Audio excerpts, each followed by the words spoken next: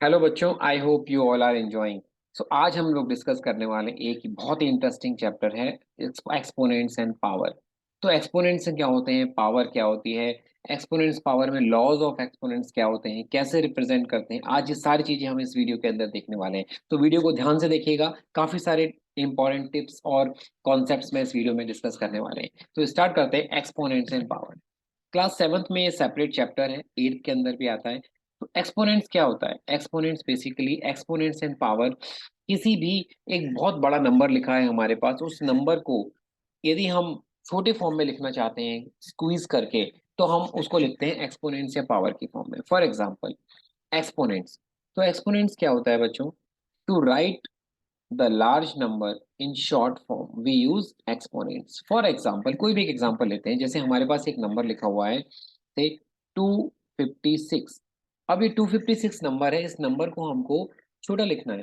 तो इसको हम क्या करेंगे, इस नंबर का हम प्राइम फैक्टराइजेशन करेंगे जो आपने पढ़ा हुआ है।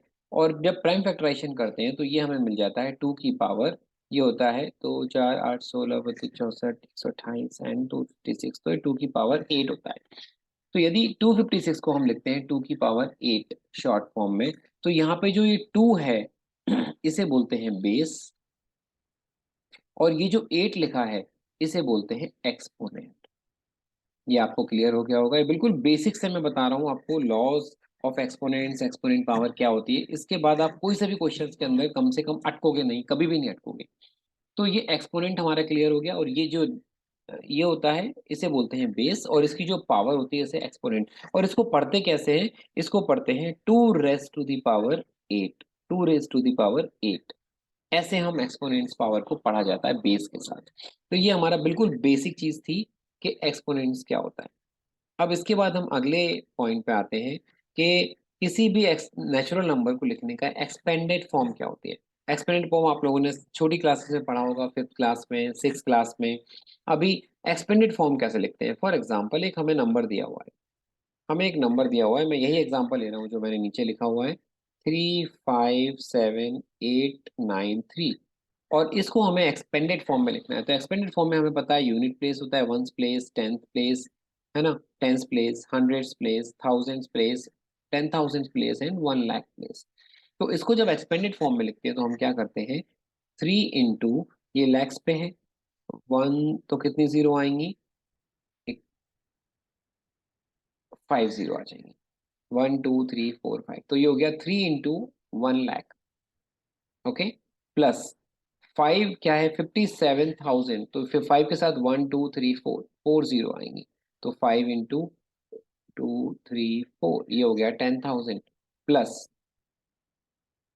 7, 57,000 था, तो 7, 7 के साथ कितनी जीरो आएंगी, 7 के साथ 3 जीरो आएंगी, बिकॉज 7 के बाद 893 आ रहा है। और प्लस 800, तो 8 के साथ कितनी आएंगी, 10, 2 जीरो आएंगी। प्लस 93, टेंस प्लेस पे है, तो 9 के साथ आएगा 9 इंटू 10, और प्लस 3 वंस, तो 3 इंटू 1, ये हो गया। अब इसको यदि हम एक्सपोनेंट की फॉर्म में लिखना चाहेंगे तो हम कैसे लिखेंगे, 3 into 10 to the power 5, plus 5 into 10 to the power 4, plus 7 into 10 to the power 3, plus 8 into 10 to the power 1, plus 9 into 10 to the power 2, 8 into 10 to the power 2, plus 9 into 10 to the power 1, और plus 3 into 1। तो ये हमारा हो गया expanded form in the form of exponents. तो ये हमारा clear हो गया। किसी भी नंबर को आप लिख सकते हो, छोटा नंबर हो, बड़ा नंबर हो, यदि एक्सपेंडेड फॉर्म लिखने को आती है, so this is what the expanded form is all about. ठीक है, अब इसके बाद एक स्टेप आगे बढ़ते हैं हम। एक्सपेंडेड फॉर्म के बाद क्या आता है इस चैप्टर के अंदर, जो एक्सपोनेंट पावर है, क्लास सेवन्थ में ये स्पेसिफिक चैप्टर है एक्सपोनेंट पावर। और उसके बाद एट्थ में काफी एप्लीकेशंस आती है, लॉज ऑफ एक्सपोनेंट्स। तो थ्रू आउट योर लाइफ जब तक आप मैथ्स पढ़ोगे, लॉ ऑफ एक्सपोनेंट्स आपको यूज करना ही पड़ेगा। तो आज हम यहाँ पर एक एक स्टेप को देखेंगे, एक एक कॉन्सेप्ट को समझेंगे। अब इसके बाद कुछ इंपॉर्टेंट पॉइंट्स आते हैं। कई बार ये बच्चे गलती करते हैं इसमें कि जब पावर होती है हमारी, सपोज हमारी पावर जो है माइनस में हमें नंबर दिया हुआ है, फॉर एग्जाम्पल -3, और इसकी पावर हमारे को दी हुई है ऑड, ऑड नंबर। माइनस की पावर हमारी ऑड नंबर है, तो मैं एक यहाँ पे लिख रहा हूँ, यदि कोई भी नंबर आपका है और उसकी पावर यदि ऑड नंबर है, तो आंसर यदि नेगेटिव में कोई है हमारा वो नंबर, तो उसका जो बेस हमारा नेगेटिव है, तो आंसर हमेशा क्या आएगा, नेगेटिव में ही आएगा। जैसे हमने ले लिया -2, अब -2 की पावर मैंने कोई ऑड नंबर ले लिया, फॉर एग्जांपल 3, तो इसको करते क्यों, कैसे नेगेटिव आता है ये आप समझ लीजिए। -2 की पावर 3 है तो इसका मतलब क्या होगा, -2 का 3 टाइम्स मल्टीप्लाई होगा, -2 इंटू -2 इंटू -2। तो यहाँ पे हमारे को क्या हुआ, पहले हम साइन का मल्टीप्लाई करेंगे, माइनस इंटू माइनस प्लस हो गया, और ये प्लस इंटू माइनस जब हम करेंगे तो हमें क्या मिलेगा, प्लस इंटू माइनस हमको मिल जाएगा माइनस। तो आंसर हमारा जो भी आएगा वो निगेटिव में आएगा। और ये उसके बाद हम नंबर्स का मल्टीप्लाई करेंगे, 2 इंटू टू 4, 4 इंटू टू 8, तो आंसर हो गया -8। इसका मतलब क्या हुआ दोस्तों, जब भी हमारा, यदि निगेटिव हमारा बेस है और उसकी पावर ऑड नंबर है, तो आंसर हमेशा किस में आएगा, निगेटिव में ही आएगा। आंख बंद करके निगेटिव तो पहले साइन लगा दो, उसके बाद जो भी वैल्यूज हैं, जो भी डिजिट्स हैं, उनका आपस में मल्टीप्लाई कर दो और वो आंसर लिख दो। लेकिन यदि आपका यदि आपका बेस जो है निगेटिव है, पर पावर जो है उसकी वो इवन नंबर है, फॉर एग्जाम्पल जैसे हमने ले लिया -2, सेम क्वेश्चन ले रहा हूं लेकिन पावर मैंने 3 की जगह क्या ले ली, इवन नंबर ले लिया, इवन मतलब 4 ले लिया, for example 4, 6, 2, 10, 12, 36, what ever even number यदि है हमारी पावर और निगेटिव में बेस है हमारा, तो इसका जो आंसर आएगा वो हमारा हमेशा पॉजिटिव आएगा। कैसे आएगा, आप -2 को 4 टाइम्स मल्टीप्लाई करोगे, -2 इंटू -2 इंटू -2 इंटू -2। अब जब करेंगे सबसे पहले क्या करते हैं, हम साइन का मल्टीप्लाई करते हैं, तो माइनस एंड माइनस प्लस हो गया, और ये वाला माइनस एंड माइनस भी प्लस हो गया, और प्लस का जब मल्टीप्लाई करेंगे तो हमें प्लस मिलेगा, तो आंसर प्लस में हो गया। उसके बाद हम डिजिट्स का मल्टीप्लाई करेंगे, तो +2 इंटू टू 4, 4 टू ज़ा 8, 8 टू ज़ा 16, तो आंसर आ गया +16। क्योंकि प्लस साइन को हम लिखते नहीं है, तो आंसर हमारा हो गया 16। तो इसका मतलब क्या हुआ, यदि कोई भी निगेटिव नंबर की पावर यदि इवन नंबर है, तो आंसर हमेशा हमें पॉजिटिव मिलेगा। ठीक है जी, ये सेकंड पॉइंट हो गया। इसके बाद नेक्स्ट पॉइंट हमारा आता है, यस, ये एक बहुत इंपॉर्टेंट पॉइंट है कि यदि आपको कोई नंबर दिया है, जैसे a की पावर 3 इंटू बी की पावर 2, और उसको यदि हम पावर को इंटरचेंज कर दें, तो वो एक दूसरे के इक्वल नहीं होगा। फॉर एग्जाम्पल 2 की पावर 3 इंटू 3 की पावर 2 है, इसकी वैल्यू निकाल के देखो, 2 की पावर 3 क्या होता है, 2 into two into two 8, into 3 की पावर 2, 3 इंटू 3 मतलब 9, 8 9 का कितना होता है, 72। ठीक है जी। अब मैं यदि इसकी पावर को इंटरचेंज कर दूं, 2 की पावर कर दूं मैं 2, और 3 की पावर कर दूं 3, तो आपको क्या आंसर मिलेगा, 2 की पावर 2 होता है 4, और 3 की पावर 3 होता है 3 3 ज़ा 9, 2 ज़ा 27। अब 27 को जब आप 4 से मल्टीप्लाई करोगे तो कितना आ जाएगा, 4 7 ज़ा 8, 4 2 ज़ा 28 का 8 आ गया, और कैरी हो गया 2, 4 2 ज़ा 8, और 8 में हमने जोड़ा तो 27, 4 ज़ा 108। क्या 72 और 108 एक दूसरे के इक्वल है? नहीं है। तो इसका मतलब यदि आपकी पावर को इंटरचेंज करते हो तो जो नेक्स्ट वैल्यू मिलेगी वो एक दूसरे के कभी भी इक्वल नहीं होंगी। ये नेक्स्ट प्रॉपर्टी है। लेकिन इसमें एक और चीज आती है, बट यदि आप पावर को मल्टीप्लाई की रिवर्स फॉर्म में लिखते हो तो तो उससे उसकी वैल्यू पे कोई फर्क नहीं पड़ेगा। फॉर एग्जाम्पल यदि आपका ये लिखा हुआ है 2 की पावर 3 इंटू 3 की पावर 2, मैं सेम एग्जाम्पल ले रहा हूँ, तो इसका जब हम वैल्यू निकालेंगे तो हमारा कितना आता है, 8 इंटू 9, 8 इंटू 9 इजिकल टू हो गया आपका 72। अब मैं यदि इसको लिख दूं 3 की पावर 2 पहले लिख दूं और 2 की पावर 3 बाद में लिख दूं, क्योंकि हमारी कौन सी प्रॉपर्टी हो गई, हमारी कम्यूटेटिव प्रॉपर्टी हो गई। तो इसमें हमारा जो आंसर आएगा, ये हमारा जो आएगा 9 इंटू 8, ये हमारा जो आएगा कितना आ जाएगा, 72। तो आंसर हमेशा आपको इक्वल मिलेगा। यदि आप पावर्स को इंटरचेंज करते हो तो आपका कभी भी इक्वल नहीं होगा, लेकिन यदि आप जो वैल्यू है उस वैल्यू को आगे पीछे लिखते हो यूजिंग कम्यूटेटिव प्रॉपर्टी, तो आपको आंसर हमेशा इक्वल ही मिलेगा। ये अपना एग्जाम्पल। ठीक है जी। तो ये हमारे कुछ इंपॉर्टेंट पॉइंट्स थे। अब इसके बाद आती है हमारी सबसे इंपॉर्टेंट चीज जो इस चैप्टर की जान है, और मैथ्स का भी बैकबोन है एक तरह से, लॉज ऑफ एक्सपोनेंट्स। तो लॉज ऑफ एक्सपोनेंट्स पढ़ते हैं, तो फर्स्ट लॉ क्या कहता है, फर्स्ट लॉ कहता है how to multiply power with the same base. यदि बेस सेम है तो पावर का क्या होता है। तो बेस सेम होने पे हमारा फर्स्ट लॉ जो है वो क्या कहता है कि यदि आपके बेस सेम है, यदि आपके बेस सेम है, जो कि ए और ए है यहाँ पे, और पावर आपकी डिफरेंट है, यदि आप उनको मल्टीप्लाई कर रहे हो उन दोनों नंबर्स को, तो उनकी जो पावर होंगी वो क्या हो जाएंगी, ऐड हो जाएंगी आपस में। ठीक है, एग्जाम्पल समझते हैं। 2 की पावर 3 इंटू 2 की पावर 4। अच्छा देखो, बेस आप देखिए दोनों में टू टू है और उनका मल्टीप्लाई हो रहा है, तो बेस सेम होने पे मल्टीप्लाई में पावर क्या हो जाती है, ऐड हो जाती है। तो हो जाएगा 2 की power 3 + 4 which is equal to 2 की power 7, and this is your answer. ये फर्स्ट लॉ हो गया। अब सेकंड लॉ कहता है कि भाई बेस तो सेम है, लेकिन ये एग्जांपल मैंने कुछ दिया हुआ है समझाने के लिए, यहाँ पर भी आप इसको समझ सकते हो। 8 की पावर 3 इंटू 8 की पावर 4, बेस सेम है, 8 बेस आ रहा है, तो पावर ऐड हो गई मल्टीप्लाई में, 8 की power 3 + 4 which is equal to 7, 8 की पावर 7 हो गया। अब वो कह रहे हैं कि how to divide powers with the same base. तो यहाँ पर हमने इसको एक समझ एग्जाम्पल से हम समझते हैं कि अब यहाँ पर क्या हुआ कि आपको बेस तो सेम है ए, लेकिन अब मल्टीप्लाई की जगह क्या हो रहा है, डिवीजन हो रहा है। तो जब डिवाइड हो रहा है तो पावर क्या हो जाती है, पावर सब्ट्रैक्ट हो जाती है। ठीक है जी, कैसे करेंगे इसको? फॉर एग्जांपल हमने ले लिया 8 की पावर 4, मैंने यही वाला एग्जांपल लिया है, 8 की पावर 4 अपॉन 8 की पावर 3। यहाँ पे देखो आप, तो बेस दोनों का सेम है, डिवीजन हो रहा है, तो डिवीजन में पावर क्या हो जाएंगी, बेस सेम होने पे सब्ट्रैक्ट हो जाएंगी, तो 4 - 3। आंसर क्या आ गया, 8 की पावर 1। तो ये आपका आंसर है। ठीक है, डिवीजन के अंदर पावर सब्ट्रैक्ट हो जाती है, बेस सेम होने पे, मल्टीप्लिकेशन के अंदर बेस सेम होने पे पावर ऐड हो जाती है। थर्ड लॉ ऑफ एक्सपोनेंट्स क्या कहता है, how to take power of power. यदि पावर के ऊपर पावर है तो क्या होता है, पावर के ऊपर पावर होने पे पावर का मल्टीप्लाई हो जाता है। कैसे, इसको एक एग्जांपल के थ्रू समझते हैं। पहले A की पावर m है, बेस हमारा है, बेस के ऊपर एक पावर लगी है m, और उसके ऊपर एक और पावर है n। तो अब क्या होगा, पावर का आपस में मल्टीप्लाई हो जाएगा। फॉर एग्जाम्पल 3 की पावर मैंने ले लिया 4 और उसकी पावर है 2, तो पावर के ऊपर पावर होने पे पावर का मल्टीप्लाई हो जाता है। तो आंसर क्या हो जाएगा, 3 की पावर 4 इंटू 2 विच इज 3 की पावर 8 इज योर आंसर। एक और एग्जांपल दिया है, 8 की पावर 3 और उसकी पावर है 4, तो क्या हो जाएगा, पावर के ऊपर पावर है तो पावर का मल्टीप्लाई हो जाएगा। So 8 raise to the power 3 into 4 which is 8 raise to the power 12। That is your exponent. ठीक है, अब इसके बाद फोर्थ लॉ जो होता है एक्सपोनेंट का, वो क्या कहता है भाई, वो कहता है how to multiply the powers with same exponent. यदि आपके एक्सपोनेंट सेम है, बेस अलग अलग है और मल्टीप्लिकेशन हो रहा है, तब क्या होगा, तब क्या होता है, इसको भी हम एक एग्जांपल से समझेंगे।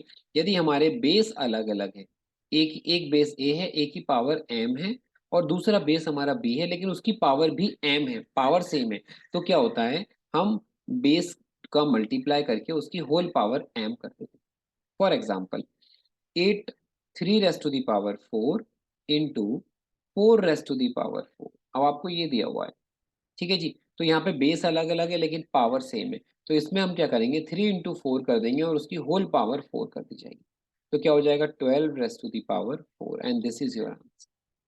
ठीक है, जैसे 8 की पावर 3 है और 4 की पावर 3 है, उनका मल्टीप्लाई हो रहा है, तो क्या हो जाएगा, होल 8 इंटू 4 करके उसकी होल पावर 3 लगा देंगे, 8 4 जा 32 की होल पावर 3 हो गया, 32 रेज़ टू द पावर 3। तो ये फोर्थ लॉ ऑफ एक्सपोनेंट था। अब फिफ्थ लॉ क्या कहता है, how to divide the power with same exponent. यहाँ पे क्या हो रहा है, सेम एक्सपोनेंट है, पावर को डिवाइड कर रहे हैं, तो क्या करेंगे इस केस के अंदर, इसको भी हम एग्जांपल से समझते हैं। पहले इसका कॉन्सेप्ट समझ लेते हैं, फॉर्मूला क्या होता है। यदि आपके पास बेस अलग अलग है लेकिन उनकी एक्सपोनेंट सेम है, ए की पावर एम अपॉन बी की पावर एम, बेस अलग अलग है, एक बार ए है एक बार बी है, डिनोमिनेशन में है, डिवीजन हो रहा है, लेकिन पावर सेम है, तो इसमें क्या होगा, ए अपॉन बी की होल पावर लगा दी जाएगी एम। ठीक है, एग्जाम्पल समझते हैं। 8 की पावर 3 है अपॉन 4 की पावर 3 है, बेस अलग अलग है, इसको हम लिख सकते हैं 8/4 और होल पावर लग जाएगी हमारी 3।